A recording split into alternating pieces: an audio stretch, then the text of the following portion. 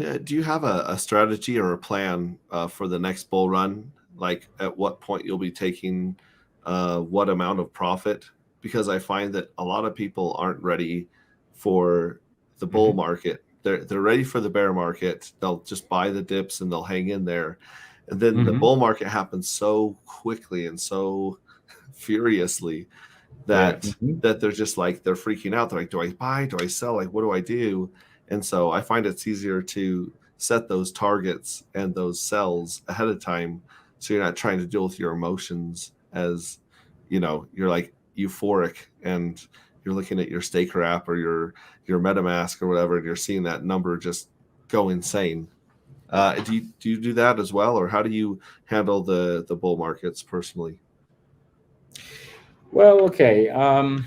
I'd say I don't have like the very specific plan with some specific price targets.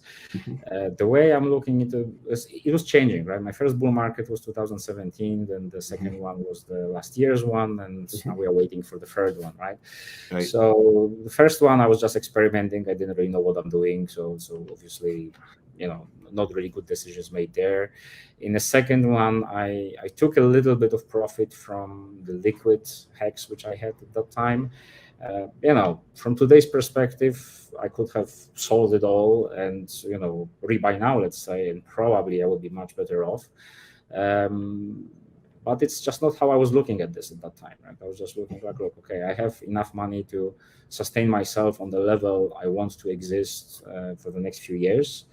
Do I really want to take a risk and sell it at, let's say, I don't know, 40 cents or 50 cents?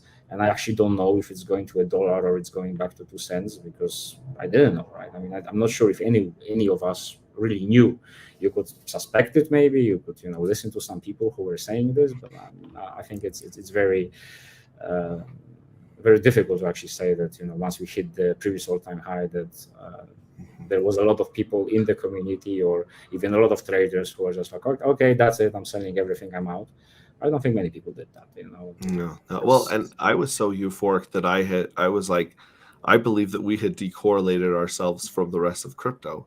So I thought, Mhm. okay, well, hopefully we won't crash when Bitcoin crashes, but Right. we did. So Yeah. that was another lesson for me, even being in several waves, being like, okay, the waves are still a thing until they're not, right? Until Yeah. we prove that we're not correlated to crypto and the stock market and the U.S. economy, then Right. we need Yeah. a we need a plan for those things, right? Mhm. Well, yeah, I'd say this my planning for the next bull market, because we actually don't know when it's going to start and when it's going to end, which is more important, I guess. Uh, but I think with the furious of experience I have, I'll be looking at all this. I would call them the social signals, pretty much, right? We've seen it all in the last bull market as well, right? So after Richard actually made the Bitcoin top and Ethereum top call, I think around April May, we had a few really good months for Hex and some other cryptos as well, and then that was it. But it was also the time, like around September, there was like this the end of this DeFi summer they were talking about, and that was the time again when everybody was talking about crypto, including your hairdresser, right? And Mhm. everyone was in, and a lot of influencers also in the Hex system were like, pretty much, screw 50 cents, we are going to $7. And I think if it starts repeating itself, not only in Hex but everything else, that's the time to reasonably go out, right? I mean, start going out maybe. I'm not saying just dump everything right away because you think it's going to drop again by 90%. But once everyone is euphoric, like you mentioned, maybe that's the time when you should start looking into your exit strategy. Yeah. And for that reason, I also don't want to put any goalpost in terms of price, right? Because I actually don't know what are we going to do until that time. I could put a goalpost, let's say, at 50 cents, so it's roughly the same all-time high. But I don't know. Maybe we'll just blast through it to 60 something, and then you're like, so now what? Do you sell at 60 something, or you believe it's just the beginning, right? So it's like it's not easy to decide, but once you probably look and compile a lot of different things, right? So the social signals, I'd say, the major financial economic news. So the state of U.S. economy or the global economy. You should take all of this into consideration, and even though, for example, I'm not a big fan of, let's call it traditional media or even Bloomberg per se, I'm reading some of the newsletters from Bloomberg, for example, just to have a general understanding what's happening and which direction we are going. And okay, some of them are too complicated, and I don't even know what I'm reading, or actually don't care about it. But if you spend some time doing it like once a week or twice a week, just look at the major financial news. Even though if you believe they are all biased and fake and so on, you still get a sense of where are we going, right? So now everyone knows what's happening, right? I mean, we might go very soon to recession. The interest rates are being increased all the time, less so recently. There is a correlation between the economy, interest rates, and some other things. So once you start understanding this a little bit, I think what I would be looking in the economy would be, we will do a total reversal. They start printing money again, and that's probably when we have a proper bull market. But then maybe you will start getting news again. Okay, inflation is growing again. Maybe they are turning off the printers again, and that's a sign that you don't have much time left. That's my way of looking at it.